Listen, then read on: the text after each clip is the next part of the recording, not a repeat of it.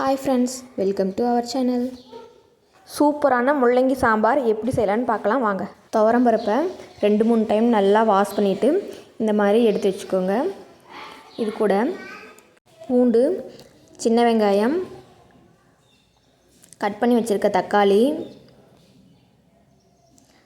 காரத்துக்கு தேவையான காய்ந்த மிளகாய், கொஞ்சமாக சீரகம், மஞ்சள் தூள் சேர்த்துட்டு ஒரு 2 டேபிள் ஸ்பூன் எண்ணெய் சேர்த்து கடலெண்ணெயும் சேர்த்துக்கலாம், நல்லெண்ணெயும் சேர்த்துக்கலாம். இப்போது குழம்பு நல்லா கொதித்து வர வரைக்கும் பருப்பு வேக விட்டு எடுத்துக்கலாம்.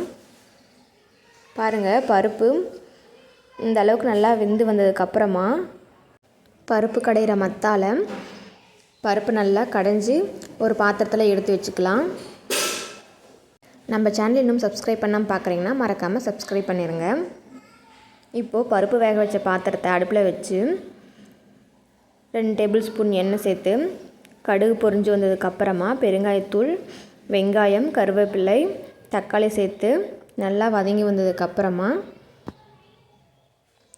முள்ளங்கி இந்த மாதிரி ரவுண்டாக கட் பண்ணி சேர்த்தோம்னா டேஸ்ட்டும் நல்லாயிருக்கும். குழந்தைங்க எடுத்து வைக்காமல் சாப்பிடுவாங்க.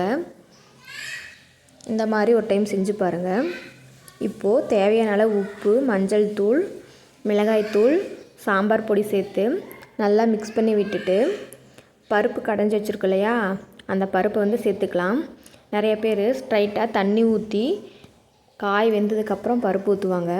அந்த மாதிரி செய்யாமல் கடைஞ்சி வச்சுருக்க பருப்பு சேர்த்து காய் நல்லா வெந்ததுக்கப்புறமா கரைச்சி வச்சுருக்க புளி தண்ணி சேர்த்துக்கலாம்.